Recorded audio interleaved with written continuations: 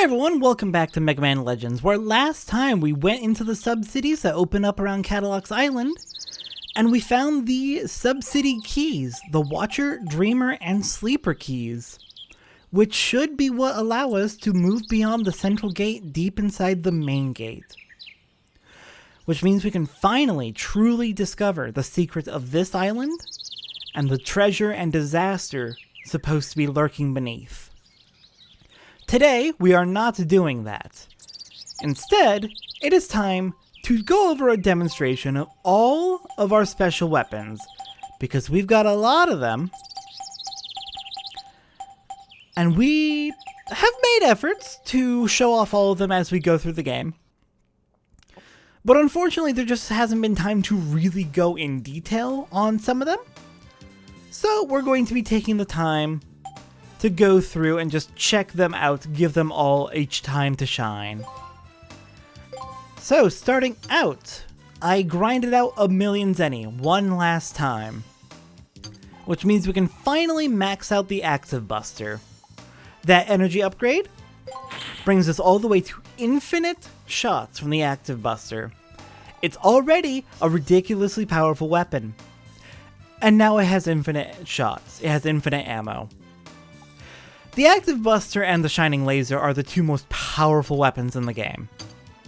It is ridiculous how strong they are, but the Active Buster I think might be just a little bit better. But we're going to be going through these in order, starting out with the Machine Buster. And in order to demonstrate these weapons, we're going to be heading back into the Cardin subgate. Not just because I was here for grinding money, but also because the enemy we want to fight in order to show off our weapons is pretty close by. Heading out here into Portal 2's area, we've got a couple enemies we can actually show off our weapons against. First off, we can hop down and take on two Arukoiten to see just how strong our weapons may be against a dangerous situation where you gotta be running around.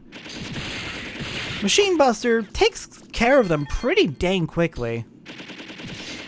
Kinda tears through their health and they don't have much of a chance. It does have a slight issue we can notice here where it can be a little hard to aim it. But if you get a good aim, you can just fire away at an enemy and tear into them with its rapid fire. It also has a big strength in that, unlike some of the more strong single-shot weapons, you can move while firing it. So we can be running side to side, strafing around an enemy, circle strafing even. And they just won't be able to touch us while we are pummeling them with our Machine Buster. The other enemy I want to use our weapons against to try them out is the Hanmuru doll.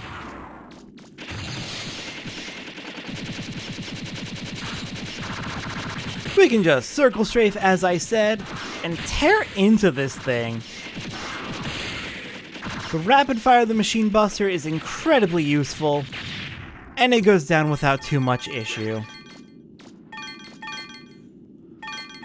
Nice, and we're only halfway through our Machine Buster's ammo, and that's after burning a lot of it on the Arukoiten. Next up, the next weapon we're going to be demonstrating is the Powered Buster. This weapon has some really good upsides, and a few downsides. It's got really good range and incredible single shot damage. Where's that other Arukoiten?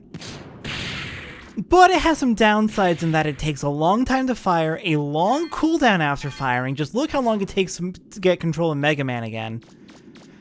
And it has... It's slow. It's a slow weapon. You can't move while using it. It has a recoil, and it takes a long time after firing to be able to move again.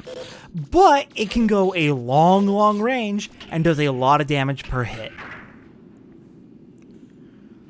So, taking this to the Hanmuru doll to try it out there.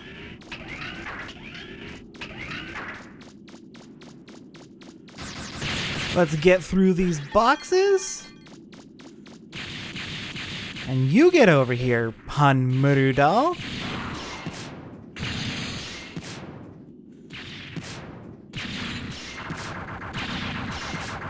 Unfortunately, it is taking quite a few shots to get through the Hanmurudal. So while it is a powerful single-shot weapon, that slowness might actually make it a detriment against bosses, especially if you miss and waste a shot, because it doesn't exactly have a very high ammo capacity. Whereas the Machine Buster has 400 shots at full charge. The Powered Buster only has 32, so it can do a lot of damage per shot, but you gotta make sure you're not missing, and you gotta make sure it's safe to be doing those long wind up and cooldown shots where you can't move. Our next weapon we'll be showing off is the Grenade Arm. I've gone ahead and skipped the Drill Arm because we've seen it before. It's not really a combat weapon. It's a good weapon, don't get me wrong. It's a very good weapon. But in order to use it in combat, you have to get right up against the enemy, and you're very rarely, if ever, going to be able to do that. So the Grenade Arm, we can toss it out. It stuns enemies with a pretty good blast radius. How dare you? No, I should not be using my Buster Gun. We're trying out the special weapons. Alright, well maybe it's not the best for the Auto Coin, because the Auto Coin knows how to dodge, which is annoying. There we go. Yeah, it only takes a few shots to take down an enemy, which is nice. It's got a pretty decent damage that it does. But it's also not perfect. We already saw that if you miss, it'll roll quite a ways away once you've upgraded that range. Which isn't bad, but it can be a little bit of an irritant. If you miss an enemy, maybe it would be nice for the grenade to just land right next to them and not roll away. Then you don't have to worry about wasting a shot. But if you can hit an enemy straight on, then you're going to be pummeling them with quite a bit of damage. Alright, Hanmurudal, come at me.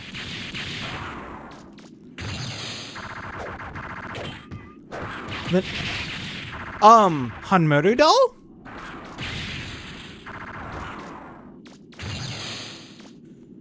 You know what? I'm not going to question it. That's concerning. But yeah, it does have an advantage in that we can use it while strafing or moving around in general, which makes it really good against big bosses like this. You can just circle strafe around the enemy, keep pummeling it with your grenades, and do quite a bit of damage per hit. So, it is actually a bit better even than the Powered Buster just in that respect alone, the fact that you can move while using it. I've actually previously measured out that it does do less damage than the Powered Buster, but not by a significant margin. It only does a little bit less damage than a Powered Buster shot. So the Powered Buster, then, becomes a good long-range alternative to the Grenade Arm. For a short to medium distance, and especially medium distance, combat, the Grenade Arm is superior by far to the Powered Buster because it doesn't have that long cooldown and warm-up. But at long range, that long cooldown and warm-up doesn't really hurt the Powered Buster that much because they're the enemy is a long distance away. You don't need to be moving necessarily. The next weapon we're going to be trying out is the Spread Buster, which we picked up recently. The Spread Buster is an upgraded grenade arm, effectively, firing out up to 7 grenades at once in a spread pattern. These grenades do quite a bit of damage. I want to say they probably do about as much damage as the Grenade Arm, but much lower range, and a lot more of them at once. So it can be really good for fighting a crowd, like this, if the Shakuten were actually active. It can be good for a crowd like that because you can wipe out a lot of enemies at once, or it can be really good against big enemies where all the grenades, or at least a good chunk of them, can hit the same enemy. Two very good situations to be using the Spread Buster in. Both will have to be close range. And one of them, fighting a large group of enemies, is honestly very situational. You're not going to be encountering a large group of enemies too much in this game, unless it's the Shikutin which don't need a weapon like the Spreadbuster in the first place, or unless it's the Sub-Cities, which we've already finished. Anyways, Hanmuru Doll is done in 3 shots. Granted, it was a lot more than 3 grenades that hit it, but still. Spreadbuster, pretty good weapon. And considering it's 7 shots of grenades at a time, and each of those only counts as 1 ammo, 32 times 7 is effectively our ammo with the Spreadbuster. It's a pretty dang good weapon. Absolutely look into using it.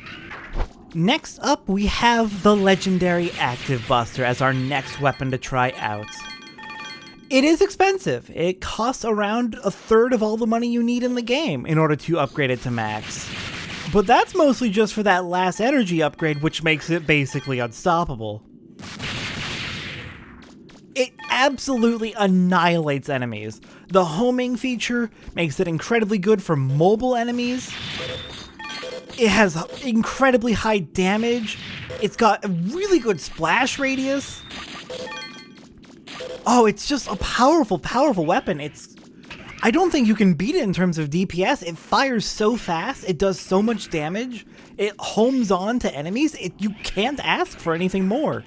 It's just really expensive to upgrade.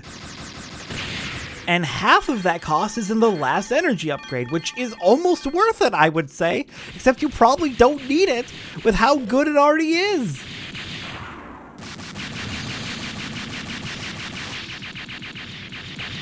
Down goes the Hanmuru Doll. Seriously.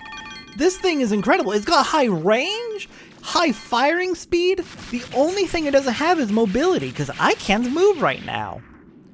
But everything else, you can't get better. The Active Buster is incredible. It's the best weapon in the game, probably next to the Shining Laser.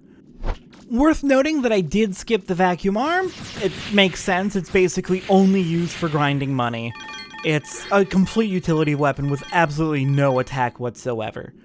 Next up, we have the Blade Arm, which probably makes it really obvious that Mega Man's actually an amputee. He doesn't have a right arm because, oh no, his hand's in there. No, his hand is chopped off at the shoulder. If you look at it at the right angle, hard to get a good angle in this game though, because it wants to stay behind Mega Man. But no, his arm's chopped off at the shoulder. He's an amputee. Don't know how that happened. He just is. All of his weapons are just attached as replacements to his right arm. Anyways, the Blade Arm. Really good weapon. Very short range. Thankfully, you can upgrade the range so the blades actually travel out for a little while before they dissipate. But really strong weapon. Really short range. So, good for close range combat. Also, makes a squeaky toy sound when you use it because it's built off the Zet Saber, which is literally just a toy. Alright, but let's see how it does up against the Hanmuru Doll. It may be short range, but that doesn't mean it's bad. It could be very useful in situations where you have a lot of short range combat. Maybe you want to use your Buster Gun for your long range combat, and you want to use this for short range. Alright, Hanmuru Doll, get over here. Okay, I can hit it from a little ways back, so it's not the worst. No, not the best mobility. I do have to stop while I'm using it. It's not as bad as the Powered Buster, but it's still not ideal. It also, unfortunately, does not do as much damage as I hoped it would. Because this is, especially for a melee weapon, you'd hope that it'd be working a lot more damage. I would definitely hope that short-range weapons would make up for their short range with high damage, but the Blade Arm just doesn't feel the best, unfortunately. It can be good if you have a bunch of enemies up close that you need to deal with, but we also have the Spreadbuster. Out of curiosity, 128 blades, so that is a good strength of it at least. It does have a lot of blades you can use, a lot of ammo. But then the Spreadbuster tears through things so fast, will you even need that much ammo? It does tear through the Ruda Koiten in one hit. So they must do quite a bit of damage, because those have like 448 health, I want to say? So that is quite a bit of damage. It just takes a long time to kill Han Murderdoll for being a melee weapon. Alright, our next weapon is the Grand Grenade. Grenade arm, but a lot more powerful. Took care of that Aruda coin in one hit, took care of the auto coin in one hit. Pretty good attack. Really good attack. Throw it a pretty good distance too. It's supposed to basically just be the grenade arm, but better. It looks like it has the same full max range. It has pretty good splash. Let's see how it does against the Han Murderdoll. It is feeling like the grenade arm, but better. It is also a required special weapon since you needed to tear through a wall in the closer subgate. And without that, you can't even begin to finish off that subgate. Alright, Han Murderdoll, let's do this. 2, 3, 4. I think that was just 3 hits and it was dead. Also, stunned it after every hit. Now this is a solid short to medium range weapon. This is the grenade arm, but better. It just doesn't have the mobility of the grenade arm, but you barely need it because it's not that much of a downgrade, to be honest. Our next weapon is the Splash Mine, which is the first special weapon we got in the game. So surely it's completely outclassed at this point, right? There's absolutely no reason to use it. You saw what it did to the Marl Wolf. It kicked ass. Granted, it's mostly useful early game against the Bonds up through the Marl Wolf, but especially against running enemies like the Autokoyan and the Shoryukurusu, it can be pretty good for laying traps for your enemies. Like, it does a lot of damage. It is a powerful weapon. That's just very, very, very situational. And yeah, it is of course most useful when you get it, up to the Marl Wolf. After the Marl Wolf, it's a lot more situational. Basically just against Arukoyan and Shoryukurusu. So yeah, it does become a lot more limited in use after the Marl Wolf. But it's very, very useful and fantastic when you get it. And sometimes that's all a special weapon really needs to be. Good for when you get it. Especially when you have this many special weapons in a game.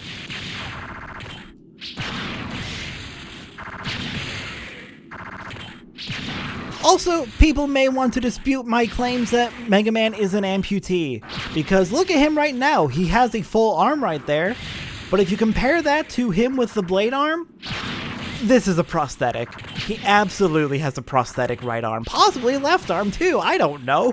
Most of that arm's a damn Buster gun. He could be hiding his hand in there, it could be a prosthetic. Shit gets dangerous when you're down here underground.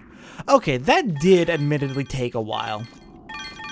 Like, I'm not gonna say the Splash Mine is a good endgame weapon that you should definitely use for the whole game. No, absolutely not. But it's really, really good when you get it, and that's all it really needs to be. Plus, it's really cheap to upgrade, only like 5,400 Zenny. You can upgrade that easily. We did end up skipping the next special weapon, which is the Shield Arm, because, as you might guess, the Shield Arm has no combat. Well, that's a straight up lie. It has no attacking purposes. It's a completely defensive weapon. And we saw that back in these sub-cities. It's got pretty good defense and shielding for you, but it also has a very slow startup time. You have to have a good reaction speed to get that shield arm actually useful. So instead, we're going to be skipping that and moving on to our final weapon, the Shining Laser.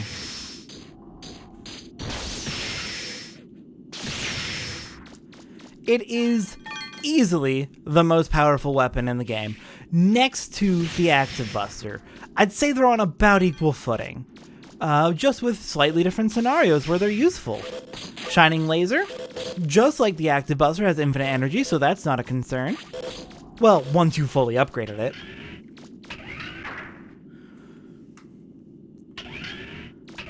The Shining Laser also does a ton of continuous damage, piercing through enemies to attack multiple in a line, which, that's pretty good. Just look at how powerful this thing is. The Active Buster has its own strengths. It has very powerful shots that are basically continuous, but it also forces you to stand still. Well, both of them do, actually. That's not a pro or con for either. Well, at the very least, the Active Buster does have homing capability, so where the Shining Laser attacks in a straight line, the Active Buster can attack targets that run away from you. I mean, you can rotate with the Shining Laser, but there's only so much you can do to follow an enemy. Whereas if you have multiple enemies, that homing capability for the Active Buster is pretty dang good, especially if it's a fast-moving enemy. They're both solid weapons. They're both incredibly strong. I just killed that Hanmaru doll in half a second. Seriously, Shining Laser, Active Buster, both incredible weapons.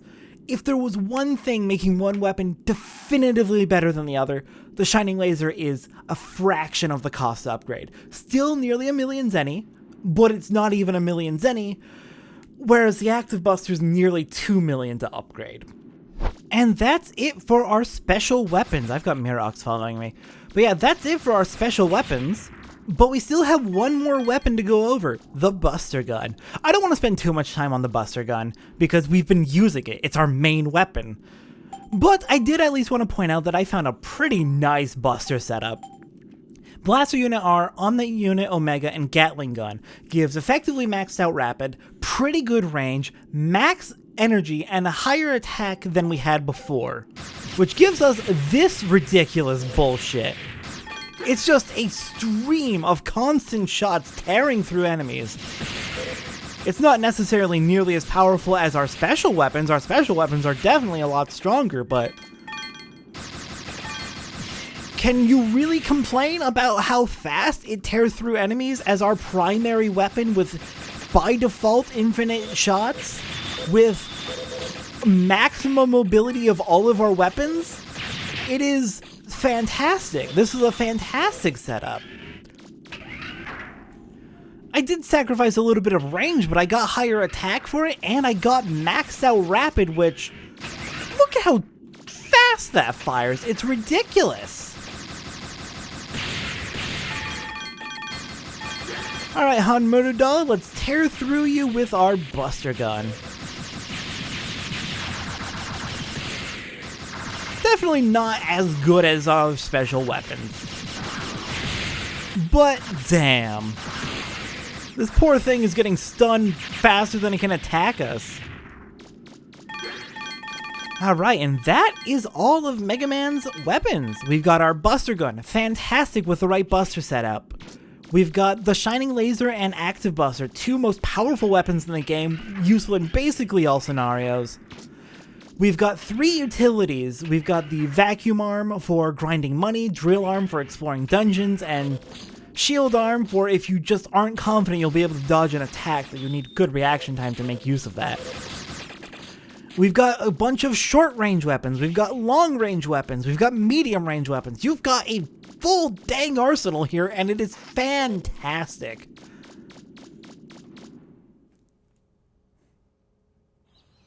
So you may be wondering, what weapon do I intend to use going into the main gates? We have a lot of choices, and all of them would absolutely tear through whatever enemies lie down there for us to fight. Any of them would be fantastic, except maybe the Splash Mine. And the Blade Arm. Okay, a few of them are outclassed at this point, but most of them would be absolutely fantastic. The ones we've used the least are definitely the Active Buster and the Shining Laser because they're too powerful and we just got them. So what special weapon am I going to use going down there? The answer is none of them.